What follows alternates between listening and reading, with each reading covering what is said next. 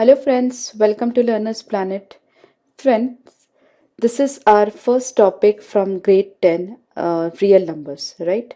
This is the first chapter from NCERT. So we will be taking various parts of real numbers. We'll be discussing the theory part as well.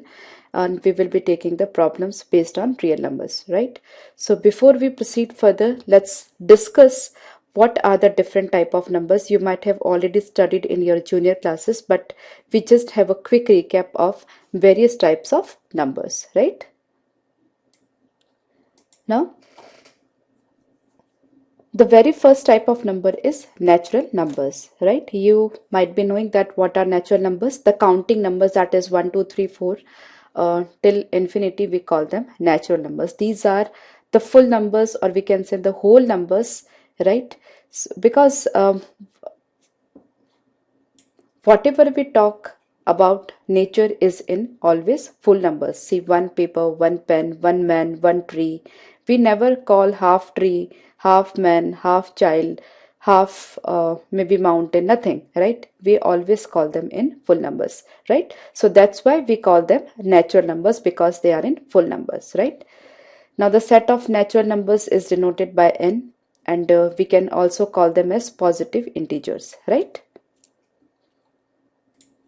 Next is whole numbers. Whole numbers are nothing but natural numbers, but one more element is there in the set of natural numbers, that is 0. So if 0 and set of natural numbers clubbed, the set of whole numbers is obtained, right? So natural numbers including 0 are called whole numbers, right? So set of whole numbers is denoted by W. So W is 0, 1, 2 till infinity. So from 1 to infinity, the numbers are called as natural numbers, and apart from natural numbers, we have one more element, 0 over here. So in the set of whole numbers, there is one extra element from natural numbers, right? Next is integers. Negative numbers, that is negative whole numbers, positive whole numbers, as well as zeros. So the three types of numbers are called integers, right? If the numbers are negative, we call them as negative integers. If the numbers are positive, we call them as positive integers, right? And zero is neither negative nor positive integer, right? So we have this set of integers, these three. Here I can just show you. These are negative integers, these are positive integers, and 0 is neither negative nor positive integer, right? Next is rational numbers. All the numbers which can be represented in the form of p by q, that means the numbers which can be represented in the form of a fraction. Maybe the fraction is in the denominator, it is 1, then also not a problem, the number will still be a rational number, but it should not be 0. That means the denominator should not be 0, right? So we call them as rational number. We can take example, see this 3 by 2, 4 by 5, minus 3 by 2, minus 1, 0, right? All of these are rational numbers, right? Minus 1 can be written as minus 1 by 1, so still it is p by q form. So the q, the denominator should not be 0, so all the numbers are rational numbers, right? So the numbers which can be presented in p by q form, where p and q both of them are integers, right? P and q both of them are integers, right? And denominator should not be 0, so we call them as rational numbers. You might have studied rational numbers in your junior classes also, because the term is introduced in even 6th grade, right? So these are rational numbers. And next is irrational numbers. So the numbers which are not rational are irrational, right? So the numbers which cannot be expressed as p by q form, we call them as irrational numbers, right? So it's p by q form. So in the case of rational number, we discussed that p and q both should be integers, right? But in the case of irrational numbers, the numbers are not integers. Like we can see root 2, 1 plus root 3. These are not integers, right? These are what? Irrational numbers, right? So we cannot represent them as p by q form. So if the numbers cannot be presented in p by q form, we call them as irrational numbers, or commonly we tell them as surds also, right? So we got the definition of rational number as well as irrational numbers, right? Irrational numbers are the numbers which are not rational, or we cannot represent them as p by q form. Okay. Here we see some examples of irrational number. This 0.01001, this number will be never ending. So if this number is never ending, it will not be, we will not be able to write that number in p by q form. Similarly, this number that is root 2, if we expand root 2, we'll be getting these digits. So these are non-terminating, non-repeating decimal numbers. So these are example of irrational numbers, right? So the main difference between rational and irrational number is the irrational numbers after decimal, they do not terminate, right?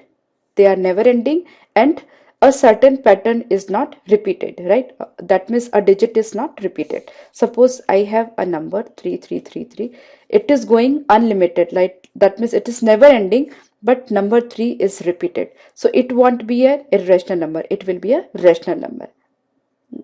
Getting me? So this is what? It's 3 by 9 or 1 by 3. We write 1 by 3 like this, right? So we get the rational number if the digits after decimal are either repeated or limited, right? That means if they are ending, or if they are not ending, then they should repeat. So in these cases, the numbers are neither ending, or that means we can say they are not terminating, and they are not repeating. So these are irrational numbers, right? Now we see about real numbers. All the numbers which we have discussed so far, maybe natural numbers, maybe whole numbers, maybe integers, maybe rational numbers, maybe irrational numbers, all the numbers are real numbers, right? The complete set of rational and irrational number is the set of real numbers, and we denote it by R, right? So real numbers are very, very important, right? See, all the numbers, like maybe if we talk about natural numbers or whole numbers or integers, all these three category of numbers are rational numbers. So broadly there are two categories under real numbers, that is rational and irrational, because natural numbers, whole numbers, integers, all of these are rational numbers. Okay, so broadly we have two categories, rational numbers and irrational numbers under real numbers, right? So all the numbers are real numbers. Okay, so some of the numbers which are not real numbers, but that is out of scope of grade 10, that we will be studying in your grade 11, that these numbers are nothing but imaginary numbers. So the number which is not real, that is imaginary. That means it exists only in the imagination, right? So here we are talking about real numbers. Now the complete set of rational and irrational number is denoted by R and is called real numbers. Now real numbers can be represented as points on a line, and we call it as a real line or number line, right? All the real numbers follow the order property that if there are two distinct real numbers A and B, then either A is less than B or A is greater than B. It's but obvious. Two real numbers, two distinct real numbers are never same. Either one is greater or the other is greater, right? That means either A is greater than B or A is less than B. Okay. Now friends, let's see how do we represent the numbers or real numbers on a number line. Here we see a number line. It's the numbers after 0 are positive numbers, and the number before zeros, or we can say on the left hand side of 0, are negative numbers, right? So here we have positive numbers, here we have negative numbers, right? So whenever we have to represent the real numbers, if the numbers are positive, we represent on the right hand side of the 0, and if the numbers are negative, we represent them on the left hand side of the 0, right?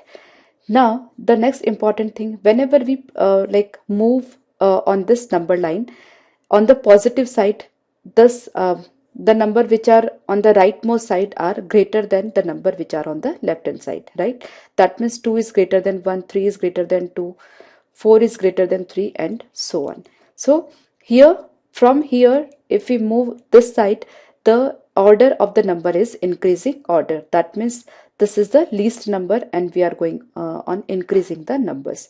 But when we move on the left side of the number line, the numbers are decreasing. That means -1 is the highest negative number, right? If we talk about integer or maybe the whole number, that is negative number, negative integer precisely. So this is the series, then -1, -2, -3, -4. Gradually the sequence will, the numbers will be decreasing. So on the left side of the number line, that means after before 0, or we can say left hand side of 0, the numbers are in decreasing order, and after 0, that means on the right hand side of 0, the numbers are in increasing order, right? So are you clear? Now friends, let's see this chart and have a quick recap of real numbers, then we'll proceed with the other topics. The collection of all the rational and irrational numbers denoted by R is called the set of real numbers. The notation x belongs to R means x is a real number. Now real number is broadly divided in two categories, that is rational numbers and irrational numbers. Now rational numbers, it is broadly divided, further divided into two categories, that is integers and not integers, right? Now integers are three types of integers are there: negative integers, zero, and natural numbers, right? Now non-integers are negative and positive, say -3/2, 3/2, this sort of, right? And irrational numbers are the numbers which are not rational, and they are broadly divided into two categories, that is negative numbers and positive numbers. So this is the whole chart of real numbers, right? Now friends, let's discuss about division principle, right?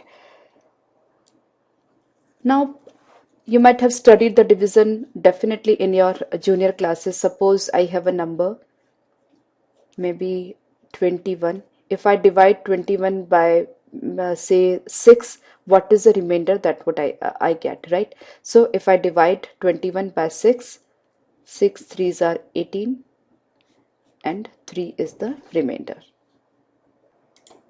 So what are the different terminologies over here? This number we call it as divisor. This number we call as quotient. This number we call it as dividend. This number is remainder. Right. Now what are the different conclusions we are getting over here? Just listen to me carefully. See, 21, it is dividend, 6, it is divisor, this 3 is quotient, and this 3 is remainder. So if you divide any number by the other number, so if you get the remainder as 0, that means this number is factor of this, right? I take a variable example. Suppose here it is B and here it is A.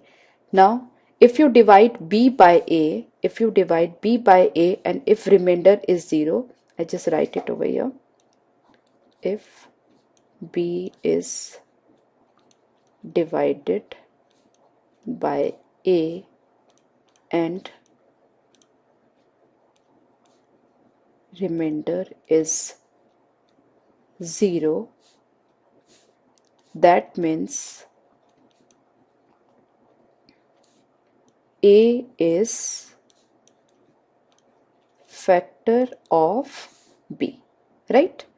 Or we can say B is multiple of A, right? Let's take some examples to understand this thing in a better manner.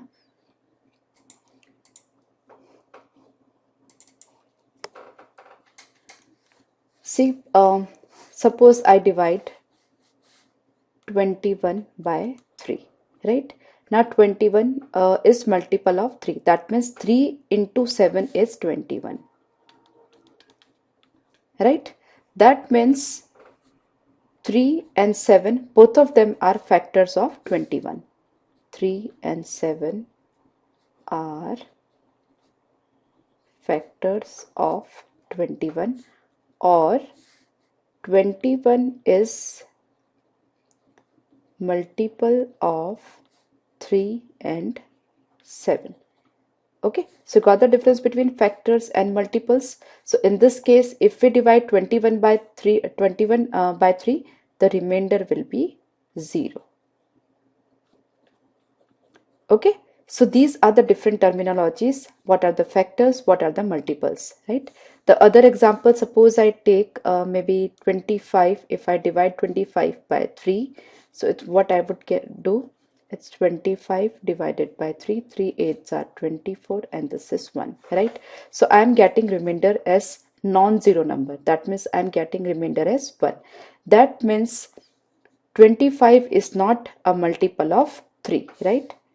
25 is not multiple of 3, or 3 is not a factor of 25. Okay, because we are getting the remainder as a non-zero number. So if we get the remainder as 0, the number over here will be multiple of this number, and if we do not get the remainder 0, then the number over here, it's not multiple of this number or the number over here, right? Now friends, let's be clear about the other terms of division also. Now suppose I divide maybe 35, I divide by 6, right? Now 6 5s are 30, and I get the remainder as 5, right? So this is what divisor, this is what dividend, this is quotient, and this is remainder, right? Now suppose I have maybe 45, and I divide it by 7. So 7 6 are 42, and this is 3, right? So this is divisor, this is dividend, this is quotient, and this is remainder, right? So there exists a relationship among these 4 numbers. Now what's that relationship? Is dividend is equal to divisor into quotient plus remainder, right? Now let's take these two cases and verify this formula, right? Dividend over here in this case is 35 is equal to divisor into quotient, that means this into this, plus remainder, that means this. So we get 35, right? So this formula is verified. Further, we take one more example, that is this example. Here the dividend is 45. Divisor into quotient, that means this into this, that is 6 into 7, plus remainder, that means this. So 6 7s are 42, plus 3 45, right? So we verify this formula. So the dividend is equal to divisor into quotient plus remainder. This formula is an important one, right? Just by heart it or learn it carefully. Okay. Now friends, let's discuss Euclid's division lemma. Now first of all, let's understand what is lemma.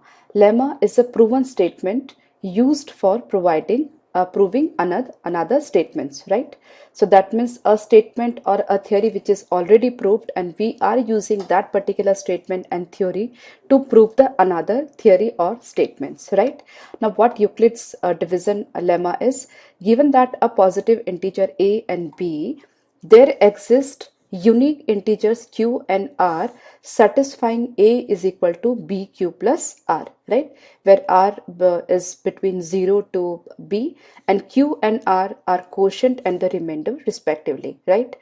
So it's the same thing which I have explained you just now, right? That means dividend is equal to quotient into divisor plus remainder, right? So this is the same thing, right?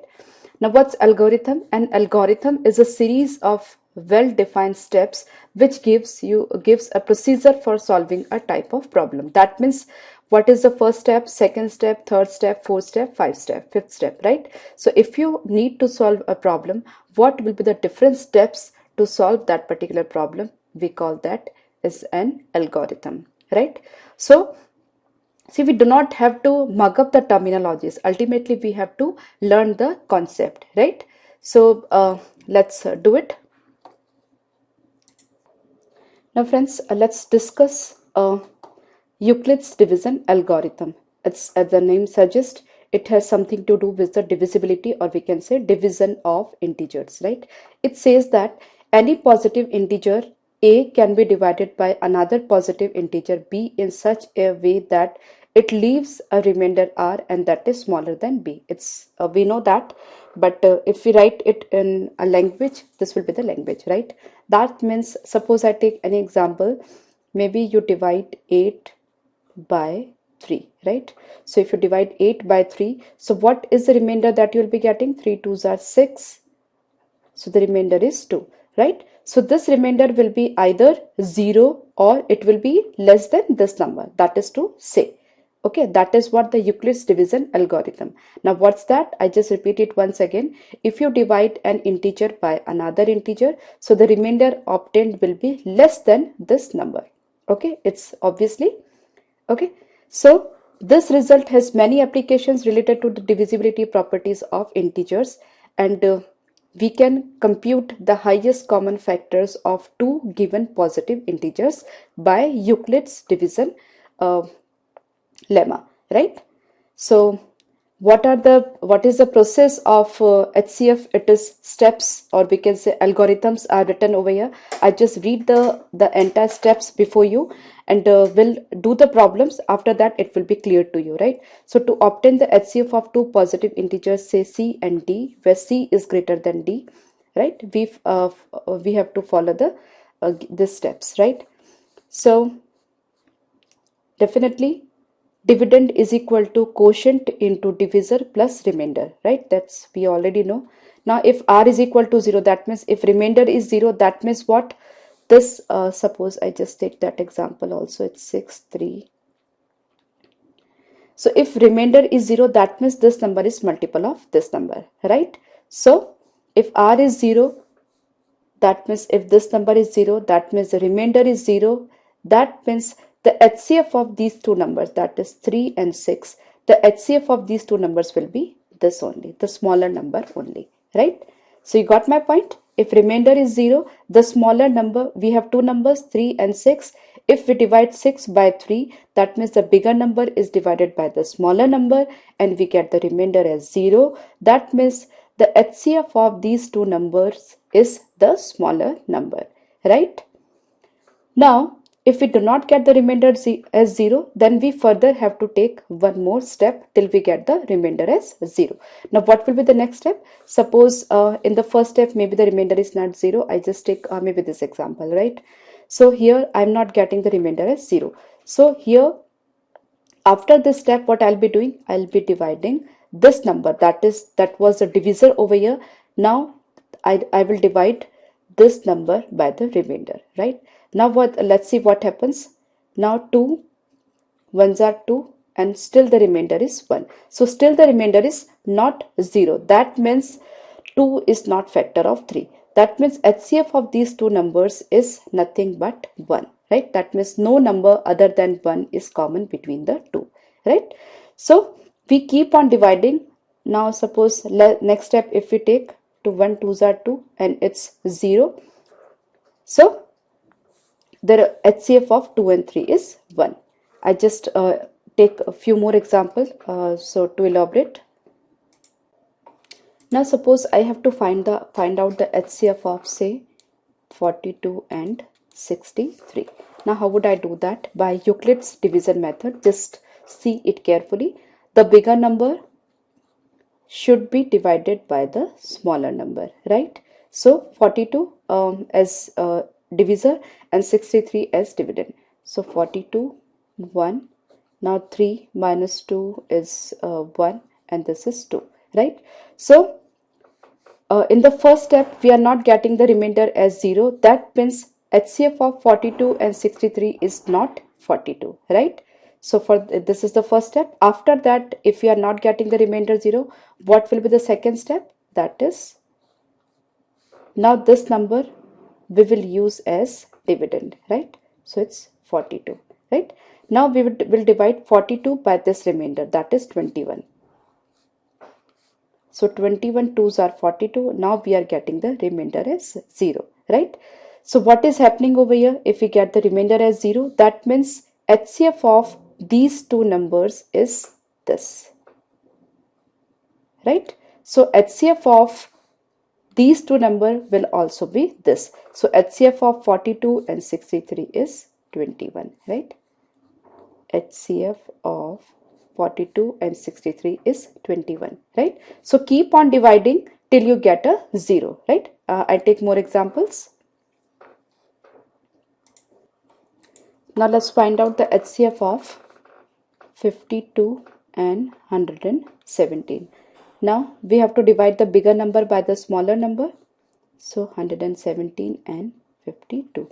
52 twos are 104. So we got 13. Now that means the remainder is not 0. That means HCF of 117 and 52 is not 52. We have to go for one more step. So now I would divide 52 by this remainder, right? So 52 and now I will use as dividend. Now 13, if I divide 52 by 13, I get 13 fours are 52 and remainder is 0. So now I got the remainder as 0. That means HCF of 13 and 52 is 13. So HCF of 52 and 117 will be 13, right? Okay, because we got 0 in the second step. Okay, so it's clear to you? Friends, will be taking more problems of finding out of HCF of two numbers in our next session, and we'll be taking some more theorems on real numbers. So do revise this session before coming to the next session. Bye bye.